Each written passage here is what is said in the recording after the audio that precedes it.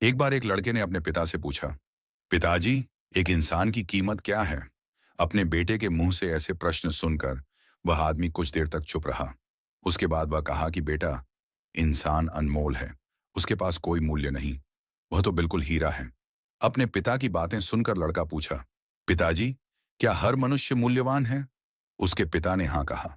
लड़का फिर पूछा, कुछ अमीर हैं, कुछ गरीब हैं, कुछ खुश हैं, कुछ नाखुश हैं, कुछ का सम्मान कम है, कुछ लोग ज्यादा सम्मान पाते हैं। ऐसा क्यों है? अब यह समझाने के लिए वह आदमी अपने बेटे को ले गया एक लोहे की दुकान पर जहां बहुत सारी लोहे की वस्तुएं बेची जा रही थीं। वहां से उसने एक लोहे की छड़ उठाई और अपने बेटे को दिखाया और पूछा, मुझे बताओ, लड़के, इसकी कीमत क्या होगी? लड़के ने कहा।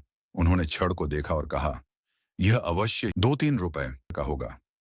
लड़के के पिता ने कहा, ठीक है, बताओ, अगर मैं इस छड़ को काट दूं और छोटे लोहे की कीलें बनाऊं, इसकी कीमत क्या होगी? लड़का बोला, तो इसकी कीमत हजारों में के आसपास होगा।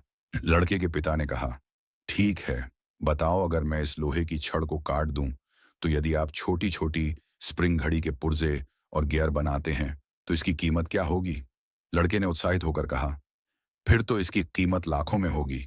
लड़के के पिता ने लड़के को समझाया और कहा कि देखो, ये वही लोहे की छड़ है, लेकिन इसके आकार में परिवर्तन के कारण इसकी कीमत इसी तरह एक इंसान का मूल्य भी उतार चढ़ाव भरा होता है। इसमें कुछ नहीं है। अब वह क्या है, बल्कि एक इंसान की कीमत उसमें निहित है। वह आपसे क्या बना सकता है? दोस्तों, ये दोनों बातें मनुष्य के हाथ में हैं। अगर हम चाहें तो हम अपने आप को मूल्यवान बना सकते हैं, और अगर हम चाहें तो हम खुद को नीचा दिखा सकते हैं।